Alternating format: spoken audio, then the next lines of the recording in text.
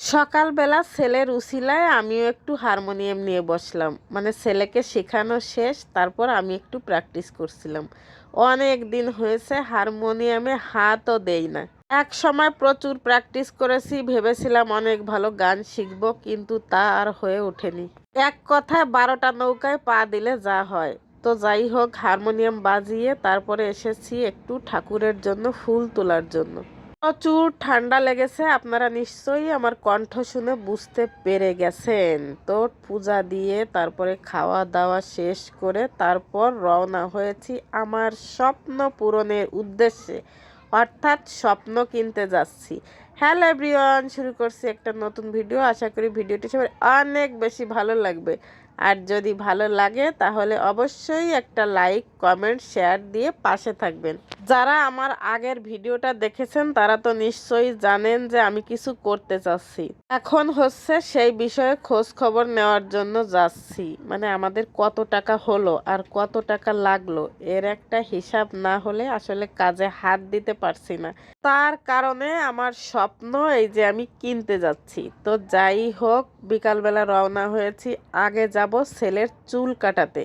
ছেলে হচ্ছে চুল একেবারে ছোট করে না, কিন্তু যে পরিমাণ গরম পড়েছে ঘেমে একাকার হয়ে যায়। ওদিকে চুল ছোট করবে না, তাই ঘন ঘন চুল কাটা লাগে। এই কারণে একসাথে দুইটা কাজ সেরে নেব। প্রথমে ছেলের চুল কেটেছি, তারপর হচ্ছে আমরা যে জিনিসটা করতে চাচ্ছি সেই জিনিসটার খোঁজ খবর নিব। তো এই যে চুল কাটছে আর আমি বসে বসে চুল কাটা দেখছি। তার পছন্দ মতো সে কাটবে, আমার বা তার বাবার কারো পছন্দ মতোই সে চুল কাটবে না। কি আর করা যাবে, ছেলের পছন্দ মতো চলতে হবে, না হলে তো একেবারে রেগে মেগে আগুন হয়ে যাবে।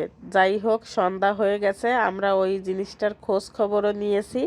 তারপর এসেছি এই যে খাবার দাবার কিনতে। এত সুন্দর সুন্দর খাবার দেখে মন চাচ্ছে সবই খাই, কিন্তু সব দেখার পরে আমার চোখ গিয়ে পড়লো এই যে মিষ্টি জিনিসের উপর।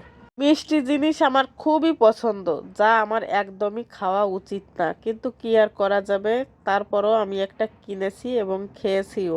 আর ওদিকে আমি যে জিনিসটা কিনবো তার খোঁজ খবরও আমাদের নেওয়া হয়ে গেছে। এই যে আমার ছেলে বসে বসে খাচ্ছে আর আমরা খোঁজ খবর নিচ্ছিলাম।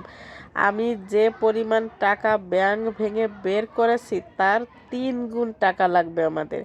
এখন হচ্ছে বাড়ি চলে যাচ্ছি, পরে হচ্ছে টাকা আরও কিছু ম্যানেজ করে তারপরে জিনিসটা নিয়ে যাব।